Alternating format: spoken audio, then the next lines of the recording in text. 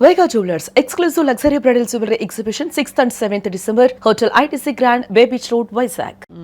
So నన్ను మా వాళ్ళు ఏమనలేదు, కానీ ఎలక్షన్ టైంలో చూసే కొద్దీ చూడబుద్దేస్తుంది, బ్రేకింగ్ న్యూస్ ఇది అది అని చెప్పేసి బూత్గా చిత్రీకరించిన వాళ్ళు మీడియా వాళ్ళు. చిన్నాడు పెద్దోడని ఏం లేదురా, ఎవడి చేతికి ఎంత రాడొస్తే అంత రాడిచ్చి కొట్టారు నన్ను అందరూని. అప్పుడు విష్ణుబాబు ట్వీట్ చేశారు, ఏమండి నిజ నిజాలు బయటికి రాకుండా మీరు ఇలాగా కరెక్ట్ కాదు అని చెప్పి పాపం ట్వీట్ చేశాడు. తర్వాత నాకు ఫోన్ చేశాడు, నాకు టచ్ లో ఉన్నాడు, లాయర్ కావాలా మేడం ఏంటి నేను వచ్చిన తర్వాత అప్పుడు తీశారు. అదే చెప్తున్నాను కదా, తీసిన 1 వీక్కే మళ్ళీ నా కార్డు నాకు ఇచ్చేసారు వాపస్ ఇచ్చేసారు. నేను ఒకటే చెప్పాను, నేను తప్పు చేసుంటే కోర్టు నన్ను శిక్షించిన తర్వాత మీరు తీసేయండి, మొత్తానికి కార్డే తీసేయండి, డిస్మిస్ చేసి పాడేయండి అని చెప్పా. ఆ విషయం నచ్చింది విష్ణుకి. విష్ణుకి తెలుసు. నేను అన్నా, విష్ణు నీకు తెలీదా నేను డ్రింక్ చేస్తాను లేదా, నీకు తెలీదా నేను ఈ డ్రింక్స్ విషయంలోనే ఇలా ఉంటే అంత టచ్ అంత దూరం వెళ్తానా నాన్న, నీకు తెలీదా నా గురించి అంటే, లేదండి వీళ్ళ ఉంటారు కదా కమిటీలో వీళ్ళందరూ, అదే ఇప్పుడు ఎవరి కోసం అయితే మనం కంప్లైంట్స్ ఇచ్చామో అంటే వాళ్ళందరూ వెనకాలండి ప్రోత్సాహం అన్నమాట. ఎప్పుడు తీసేస్తారు ఒకటి. రెండోది ఫ్రాంక్లీ అప్పుడు వచ్చిన విషయాలు కూడా అలాగే వచ్చాయి. అదే అంటే మీరు అమ్మాయిలు తీసుకెళ్లారని, అందుకే కదా వీళ్ళ మీద డిఫర్మేషన్ వేసింది. ప్రూవ్ చేయమను, నువ్వు ఆడదానివేగా, ఎలా మాట్లాడతావు అలాగా, నువ్వు చూసావా, పోనీ నిన్నేమన్నా ఎక్కడికైనా పంపించానా, పోనీ లేకపోతే నువ్వు నన్ను పంపించావా, నువ్వు చూసావా నీ కళ్ళతో.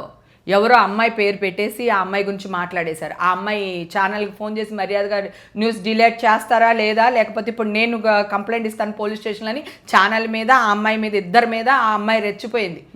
ఏం మాట్లాడుతున్నారండి, హేమక్క నెంబర్ నా దగ్గర లేదు, నా నెంబర్ హేమక్క దగ్గర లేదు, మీరు ఎలా మాట్లాడతారు. మా హేమక్క షోకి వచ్చినప్పుడు మాతో అందరితో బాగా ప్రేమగా మాట్లాడుతుంది, అంతవరకే హేమక్క మాకు తెలుసు అని చెప్పి ఆ అమ్మాయి వేసుకుంది.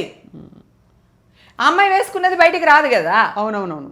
ఇప్పుడు కూడా ఇప్పుడు న్యూస్ వేశారు, ఓకే పోలీసులు వచ్చారో నన్ను అరెస్ట్ చేశారో మీడియా తప్పు చేసిందో ఏదో జరిగింది, నాకైతే అన్యాయం జరిగింది. ఓకే 1.5 year పాటు నేను సఫర్ అయ్యాను. ఇప్పుడు నేను కేసు గెలిచాను కదా, ఒక్క మీడియా వాళ్ళన్నా నాకు ఫోన్ చేస్తున్నారా, ఒక్క మీడియాలో అయినా స్క్రోలింగ్ అట్లీస్ట్ కింద అయినా హేమకి కేసు కొట్టేశారని వేసారా. నేను అడుగుతుంటే అవునా అండి మాకు అసలు తెలియదండి, అదేంటండి గ్రూప్లో పెట్టించాను కదా, మేము గ్రూపులు చూడమండి. మరి గ్రూపులు చూడనప్పుడు అప్పుడు నేను వెళ్ళిన న్యూస్ అంత వైరల్ ఎందుకు చేశారు. నెగిటివ్ విషయంలో మీరు చూసారు, పాజిటివ్ విషయం మీరు చూడలేదు, మీకు అసలు మీ కళ్ళే లేవు. ఇంకేం మాట్లాడాలిరా, నేను ఏం మాట్లాడాలి, ఎలా మాట్లాడాలి. ఇండస్ట్రీ లేకపోతే ఈరోజు నేను లేనురా, నా కూతురు వెనకాల నిలబడింది ఇండస్ట్రీ. ఆఫర్స్ ఏమైనా తగ్గాయా అక్క? లేదురా, నేను లాక్డౌన్ తర్వాతే నేను యాక్ట్ చేయడం మానేశాను రా. పెద్ద క్యారెక్టర్లు కూడా మంచి క్యారెక్టర్స్ ఏం రాలేదు, చిన్న చిన్న క్యారెక్టర్లు చేయలేను. 3 రోజెస్ అని ఒకటి, ఇంకొక 2 వెబ్ సిరీస్ అయితే చేశాను, మంచి మంచి క్యారెక్టర్లు చేశాను, మంచి పేరు వచ్చింది. రాయట్లేదురా ఇప్పుడు కూడా పెద్ద క్యారెక్టర్. అతడు లాంటి సినిమాలో అక్క, ఈ సినిమాలో అతడు లాంటి క్యారెక్టర్ ఇదిగో అక్క ఇది బాగుంది చూడు, నువ్వు ఎందుకు అక్క నీకు ఆఫర్ రాలేదని 4 సినిమాలు చెప్పు. నువ్వు ఒక్క సినిమాలో లేవు కదా క్యారెక్టర్లు, రాయట్లేదు. ఇప్పుడు ఒక డ్రీమ్ గర్ల్గా ఒక మంచి మంచి క్యారెక్టర్లు చేసి ఇప్పుడు కాఫీ పట్టుకుని వెనకాల నుంచోమంటే నేను నుంచోలేను కదా, క్యారెక్టర్లు నేను చేయలేను కదా. చేయలేరు, కానీ భక్తి కోసమో లేదా బిజీగా ఉండడం కోసం ఏదో చేయాలి కదా. నాకెందుకు అంత అవసరం ఏముంది, నా హస్బెండ్ కెమెరామ్యాన్, ఓకే నా కూతురు జాబ్ చేస్తుంది, అది పక్కన పెడితే నాకు ఈవెంట్ మేనేజ్మెంట్ కంపెనీలు ఉన్నాయి, నేను ఈవెంట్స్ చేస్తాను. మొన్న సంక్రాంతికి 4-5 ఈవెంట్లు చేశాను, సత్య మాస్టర్కి 2 ఈవెంట్లు ఇచ్చాను, శ్రీముఖి వాళ్ళు కూడా వెళ్ళారు. తర్వాత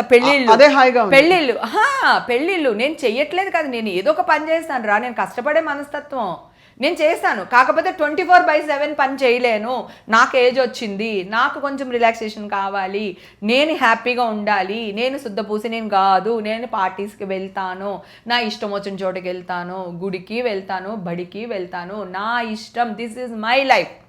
అక్కడ నేను డ్రగ్స్ తీసుకుని ఉండంటే తప్పు, లేదా డ్రగ్స్ అమ్ముండుంటే తప్పు, ఏమీ లేకుండా నీ చేతిలో నా బ్లడ్ రిపోర్ట్ లేకుండా వచ్చేసిందని ఎలా వేస్తావు. కడిగి నేను పెట్టిన వీడియోకి ఆగిని నాన్న, ఆ వీడియో పెట్టకపోతే మళ్ళీ ఇంకా ఇంకొక అంటే నేనైతే వచ్చాను బంగారం, నాలాంటి పరిస్థితులు ఉన్న ఇంకొక అమ్మాయి ఏంటి ఇంత స్ట్రాంగ్ లేడీని నేనే ఒక స్టేజ్లో చచ్చిపోవాలనుకున్నా.